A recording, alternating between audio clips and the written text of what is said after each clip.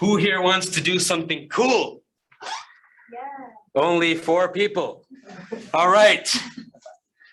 Okay. I have a function, x to the k. Hey, how many people took calculus already in high school? You guys know derivatives? Who here does not know derivatives? It's been a while. Everyone here knows derivatives? What's the first derivative of this? Equals what? K x to the k minus 1? How many people don't know this? Yeah. Oh, yeah. Sorry. I meant to say derivative of this, right? Okay, so you guys know this even better than me.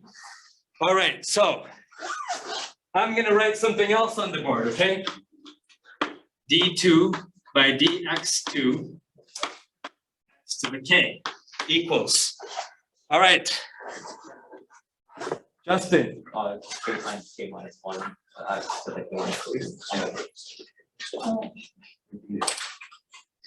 Do I go up? Yeah. Sorry, let's screw this up. What? There's no elevation. Okay, all right. There's no what? I thought there would be an elevation. Oh, you thought there would be elevation. Yeah, it's a really minor change in this term. Right? Yeah, write it a little bit bigger, come on, Oh. so that the people in the back can see. K times k minus 1, x to the k minus 2. All right.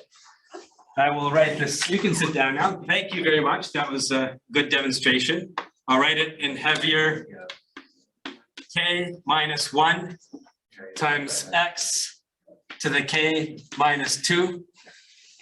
Okay. Let's get someone else. Arnav, you know derivatives, right? Yeah. I'm going to ask you to do a different one. Okay? Okay. You come up.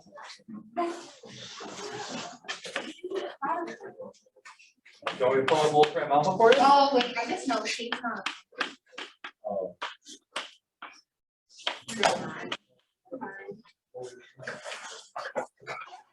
Okay.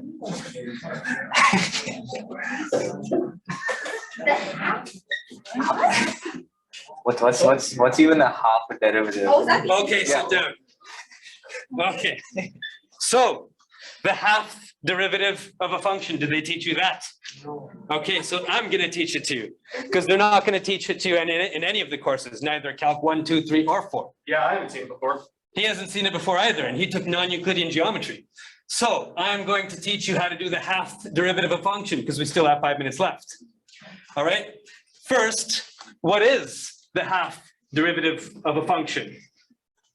If I have a function, f of x, and I have an operator that acts on that function, which is the half derivative of the function, and if I apply that operator twice, what do you think I'm going to get?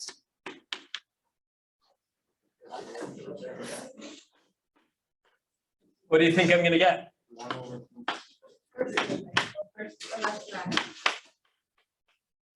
So it's like the square root of the derivative operator in some sense.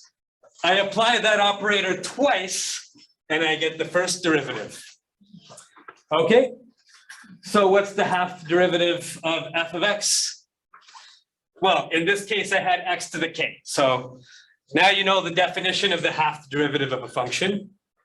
And it's okay if I start using these boards too? Yep, I'm not going to follow you. Okay, so the half derivative of a function. First of all, d by dx of x to the k is k times x to the k minus 1. d2 by dx2 of x to the k times k minus 1 times x to the minus 3. Okay, so let's try to do now the eighth derivative of the function x to the k, where a is an integer. Okay, I'm being easy on you. Oh, it's a positive integer. Let's say it's a natural number. That's easy on you now. You can follow a pattern, right? What am I going to get here? X to the power of what? I had k minus 1, then I had k minus 2, K minus A. K minus A. And then what am I going to get here? K. Henry. Okay, so K factorial minus K minus A factorial, right? Because I have K times K minus 1 times K minus 2 times K minus 3, but I'm not going all the way down to 1. I'm only stopping. I have K times K minus 1 times K minus 2, but I'm not going all the way down to 3 times 2 times 1. I'm stopping over here. So I have K factorial divided by K minus A factorial. So I have like K factorial, but then I'm losing all of these extra terms. You get it? K factorial divided by K minus A factorial. Got it? How many people are lost? Okay, so I didn't have much time to prepare for this, so I did make some notes. I know what I want to say next, but I forgot what the definition of the gamma function is. Okay, how many people have heard of the gamma function? Yeah, it's in the calculus too. It's in calculus too? No, it's optional, it's optional. Oh, it was optional in calculus too. All right. So the gamma function. Now, don't worry, you're going to see some weird things going on here, but that's okay. It's just, I'm just defining some function. I can define a function in terms of a bunch of symbols and stuff, right? That's okay, right? So how many people have seen this before? Well, it was an integral part of your education. Okay, how many people have not seen this before? Okay, few people. I hadn't seen it in high school. I mean, those of you that did see it, how did you guys see it? Like in Ontario high school, they don't teach this, do they? All right, so the gamma function is a generalization of the factorial. Okay, so gamma of K plus 1 for integers K. The gamma function is equivalent, well, the gamma function of K plus 1 is actually the factorial function. Grayson's gonna ask the question. No, I'm just trying to figure out. He's trying to work out in his head that if you multiply this thing by this, if you do this integral, you're gonna actually get K minus 1 times K minus 2 times K minus 2. So if you do that integral, you're gonna see if K is an integer, you're gonna get K minus 1 times K minus 2 times K minus 3. So you actually get this, all right? But the beautiful thing about the gamma function is that it's not just for integers. So it's like a factorial, but what if I had pi factorial? What are you going to write down there? Nothing, right? You're in the water. But you can do gamma of pi plus 1. And so if K is an integer, you get exactly the factorial. But if K is not an integer, then you can't do the factorial anymore, but you can do the generalization of the factorial, which is the gamma function. In fact, you can do the gamma function of E, you can do the gamma function of 1 plus I, where I is the square root of -1. So you can do the factorial of E in some sense. It's not actually called factorial anymore, but it's similar, or at least it's a generalization. All right, so let's we can erase some of this stuff now. So let's take what we had. Actually, I didn't even need to erase that. I have this right here, the definition of the 8th derivative. And if I ever start writing on something that is blocked by this, you let me know, Henry, okay? So this is dA over dx to the A times x to the k. This is the 8th derivative of x to the k. What am I going to put here? Gamma of, I'm not going to prove it for x equals 1 plus I. We haven't even started doing, you don't even know what a complex number is technically, according to the Math 135 curriculum. So let's just prove it for one case, because this is first year Math 135. Let's just prove it for the case where f of x equals x. So what do I have here now? What do I have here? Gamma, what do I have? For A equals half, what do I have? So I should have 1 minus a half plus 1, right? Yeah. Yeah, the numerator is just 1 plus 1. Yeah. Good, you guys are better than me at this. I get nervous sometimes. So x to the power k equals 1. So I have 1 plus 1, k plus 1. A equals half and k equals 1. So I have k minus a plus 1, right? Okay, good. And then the exponent, what's that going to be? K minus a. So that's going to be what? 1 minus a half. Okay, so this is going to be gamma of 2 divided by gamma of 2 minus a half. What's that equal to? 3 over 2. Good. Now this is x to the half. Let's do gamma of 3 over 2. Can you do that in the calculator? Root pi over 2? Yeah. Root pi over 2. Okay, that's looking good. Okay, so root pi over 2, right? So you all agree that this is just gamma of 2. I haven't made it 1 yet. So gamma of 2 is 1. That's what you're telling me? Yeah. Okay, so I have, and then I have x to the half here. So this equals 2 over root pi x to the half. Is that okay? That's okay? Yeah, I think it's okay. We probably need to rationalize it though. Hold on, we're gonna rationalize it in the next step. So the half derivative of x is 2 over root pi x to the half. All right, that's what I have here too. So let's now do the half derivative of the half derivative of x.